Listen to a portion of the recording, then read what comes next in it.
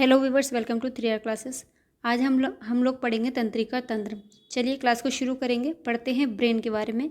मनुष्य का मस्तिष्क क्रेनियन अर्थात खोपड़ी में हड्डियों के बने कपाल गुहा में सुरक्षित बंद रहता है। मनुष्य का जो मस्तिष्क है वो क्रेनियन अर्थात खोपड़ी में हड्डियों के बने हुए कपाल गुहा में सुरक्षित रहता है।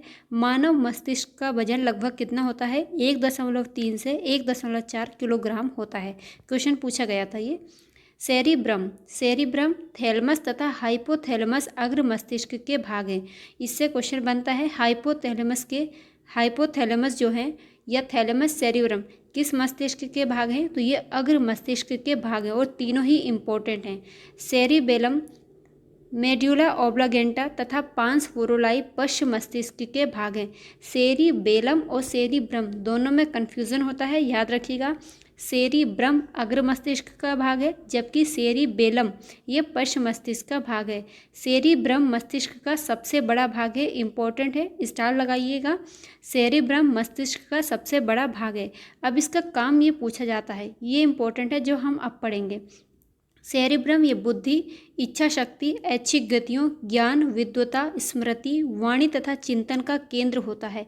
स्मृति के लिए पूछा गया था, इसको याद रखिएगा। यह सेरिब्रम ही जिम्मेदार होता है। यह ज्ञानेंद्रियों से प्राप्त प्रेरणाओं का विश्लेषण एवं समन्वय केंद्र होता है। कौन? सेरिब्रम। थैलेमस ये ताप, पीड़ा, स्पर्श आदि का बोध कराता है। क्वेश्चन पूछा गया था ताप का बोध कौन कराता है? तो याद रखने का, थैलेमस ताप का बोध कराता है। हाइपोथैलेमस इसका प्रमुख कार्य अंतःस्रावी ग्रंथियों से स्रावित होने वाले हार्मोन्स का नियंत्रण करना है। ये भूख, प्यास, ताप नियंत्रण, प्यार, घृणा आदि के केंद्र होते हैं। क्वेश्चन यहाँ से पूछा जाता है भावनात्मक रूप से इसके बारे में क्वेश्चन बनता है, तो याद रखिएगा हाइपोथैलेमस जो है भूख, प्यास, ताप नियंत्रण, प्यार, घृणा आदि के लिए ये जिम्मेदार होता है। सेरिबेलम की बात करेंगे तो ये पश्च मस्तिष्क के ऊपरी भाग में स्थित होता है। सेरिब्रम के बाद ये मस्तिष्क का दूसरा सबसे बड़ा भाग है। मस्तिष्क का सबसे बड़ा भाग कौन सा होता है? सेरिब्रम। दूसरा सबसे बड़ा भाग होता है सेरिबेलम। इसका कार्य क्या होता है? शरीर का संतुलन बनाए रखना। इंपॉर्टेंट क्वेश्चन है। सेरिबेलम और सेरिब्रम दोनों से क्वेश्चन बना गया है। हाइपोथैलेमस का ताप के बारे में पूछा गया था। हाइपोथैलेमस जो है ये ताप को नियंत्रित करता है जबकि शरीर का संतुलन बनाए रखने के लिए जिम्मेदार होता है सेरिबेलम एवं ऐच्छिक पेशियों के संकुचन पर भी ये नियंत्रण करता है। कौन? सेरिबेलम। मेड्यूला ऑब्लागेंटा का प्रमुख कार्य हृदय स्पंदन की दर एवं प्रबलता, श्वसन दर, भोजन निगरण, वमन, खांसने, छींकने, हिचकी, स्वाद, लार के श्रवणों, संतुलन, जीव की गतियों आदि का नियंत्रण करना होता है। देखिए बहुत इंपॉर्टेंट क्वेश्चन है, यहाँ से अक्सर क्वेश्चन पूछे जाते हैं। मेरुरज्जु की बात करेंगे। मेरुरज्जु प्रतिवर्ती क्रियाओं का नियंत्रण एवं समन्वय करती है। मेरुरज्जु मस्तिष्क से आने वाले उद्दीपनों का संवहन करती है। कंकाल तंत्र इंपॉर्टेंट है, डायरेक्ट क्वेश्चन पूछ लेता है। 206 हड्डियां होती हैं कंकाल तंत्र में, याद रखिएगा। वयस्क मनुष्य का अंतः कंकाल 206 हड्डियों का बना होता है। शरीर की सबसे छोटी अस्थि कौन सी होती है? स्टेपीज। ये कहाँ पर होती है? कान की सबसे छोटी हड्डी होती है स्टेपीज। और मानव शरीर की सबसे बड़ी अस्थि कौन सी है? फीमर। दोनों से क्वेश्चन पूछे गए हैं, अगर आप लोग क्वेश्चन लगाते हैं तो पता होगा। हमारे शरीर में 12 जोड़ी अर्थात 24 पसलियाँ पाई जाती हैं। याद रखिएगा कितनी जोड़ी पाई जाएंगी? तो 12। अगर डायरेक्ट पूछेगा कितनी पसलियाँ हैं तो 24 पसलियाँ हैं। जब क्वेश्चन लगाते हैं तो उसमें थोड़ा पेशेंस के साथ देखा करिए क्वेश्चन में पूछा क्या जा रहा है। ये हमारे वक्षीय कटहरे का पार्श्व भाग बनाती हैं। गाइस क्लास इंपॉर्टेंट लग रही हो तो प्लीज़ लाइक एंड शेयर कर दीजिएगा। आप लोगों से एक बात और पूछनी है। हम लोगों ने मॉडर्न हिस्ट्री और जियोग्राफी ये सारी चीज़ें कंप्लीट कर चुके हैं। सोच रहे हैं इनके कुछ क्वेश्चंस किए जाएं, उसमें और मज़ा आएगा। आप लोग बताइएगा किसके क्वेश्चन ये प्रीवियस ईयर क्वेश्चन लगवाना शुरू करें। बहिस्रावी ग्रंथि की अगर बात करेंगे तो इनसे स्रावित पदार्थ इनकी नलिकाओं में बहकर संबंधित एपिथीलियमी स्तर की सतह पर मुक्त होता है, जैसे दुग्ध ग्रंथि, श्वेत ग्रंथि, अश्रु ग्रंथि, श्लेष्म ग्रंथि, लार ग्रंथि आदि। क्वेश्चन इंपॉर्टेंट है, यहाँ से 4 ऑप्शन में पूछा जाता है और उसमें पूछता है कौन सी बहिस्रावी ग्रंथि का उदाहरण नहीं है। तो याद रखिएगा इन सब चीज़ों को। आगे बढ़ते हैं। अंतःस्रावी ग्रंथि इनसे स्रावित पदार्थ या हार्मोन ऊतक द्रव्य में मुक्त होते हैं और रुधिर कोशिकाओं में पहुंचकर सारे शरीर में संचरित होते हैं, जैसे पीयूष अर्थात पिट्यूटरी ग्रंथि, थायराइड ग्रंथि, पैराथायराइड ग्रंथि, अधिवृक्क अर्थात एड्रिनल, पीनियल और थाइमस ग्रंथि आदि। ये किसके उदाहरण हैं? अंतःस्रावी ग्रंथि के उदाहरण हैं। मानव शरीर की सबसे बड़ी अंतःस्रावी ग्रंथि का नाम आप लोग बताइएगा। मिश्रित ग्रंथियां इंपॉर्टेंट हैं। इसमें बहिःस्रावी और अंतःस्रावी दोनों प्रकार के ऊतक या कोशिकाएं होती हैं। अग्नाशय, अग्नाशय के बारे में क्वेश्चन काफ़ी बार पूछा गया है। ये कैसी ग्रंथि है? तो याद रखिएगा, ये मिश्रित ग्रंथि है। इसमें बहिःस्रावी और अंतःस्रावी दोनों प्रकार की ही कोशिकाएं या ऊतक पाए जाते हैं। इंपॉर्टेंट है, स्टार लगा लीजिए, बहुत बार क्वेश्चन पूछा गया है। प्रमुख अंतःस्रावी ग्रंथि एवं उनसे उत्पन्न होने वाले हार्मोन।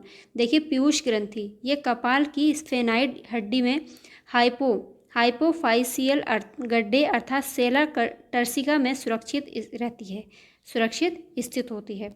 कौन सी ग्रंथि? कौन सी थी ये? पीयूष ग्रंथि है। चलिए आगे बात करेंगे। इसके द्वारा कई हार्मोन्स अन्य अंतःस्रावी ग्रंथियों का नियंत्रण करते हैं। इसको मास्टर ग्रंथि कहते हैं। क्वेश्चन पूछा गया है कि मास्टर ग्रंथि के नाम से किसको जाना जाता है? तो पीयूष ग्रंथि को ही मास्टर ग्रंथि कहते हैं।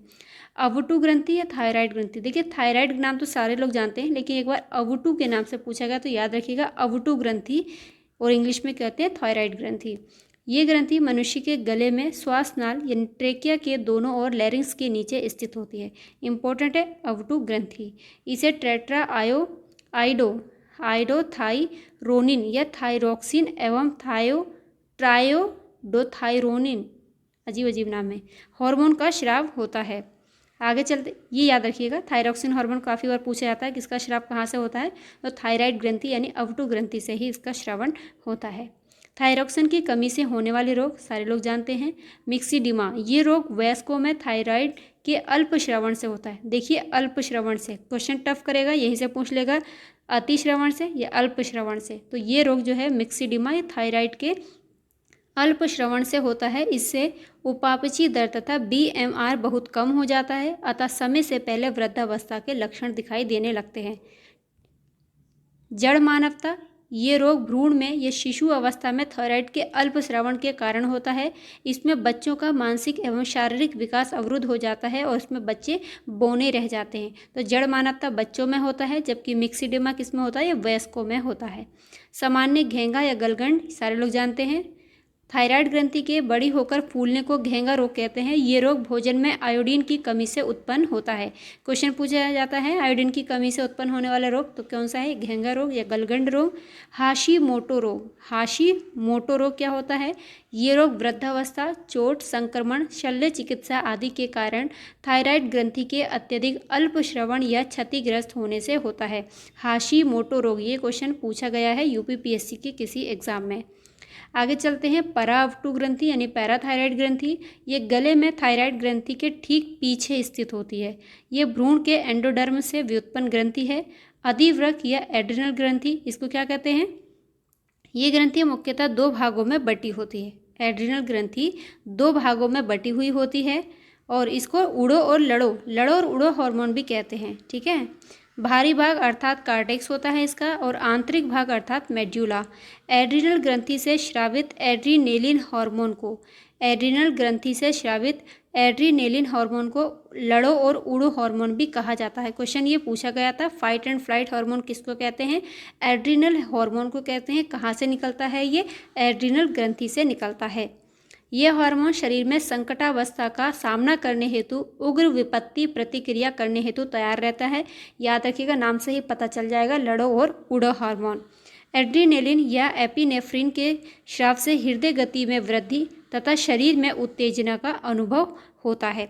जनन ग्रंथि की बात करेंगे तो अंडाशय, इसमें निम्नलिखित हार्मोन का श्रवण होता है। जैसे एस्ट्रोजन को पूछा गया सवाल है, एस्ट्रोजन और प्रोजेस्टेरोन पूछा जाता है कौन से हार्मोन है? मादा हार्मोन है, पुरुष हार्मोन है? तो इसको इंपॉर्टेंट है, ध्यान से पढ़िएगा। इसे नारी विकास हार्मोन कहते हैं। ये मादा के द्वितीयक लैंगिक लक्षणों के विकास में सहायक होता है। तो एस्ट्रोजन हार्मोन ये मादा हार्मोन होता है। प्रोजेस्टेरोन ये गर्भधारण के लिए आवश्यक लक्षणों के विकास को प्रेरित करता है। प्रोजेस्टेरोन हार्मोन वृषणों की लैंगिक कोशिकाओं में से नर हार्मोन अर्थात एंड्रोजेंस का स्रावण होता है।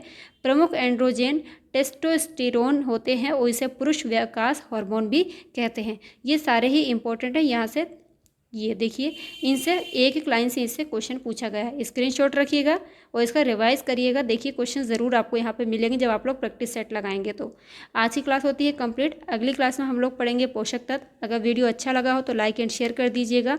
बाय।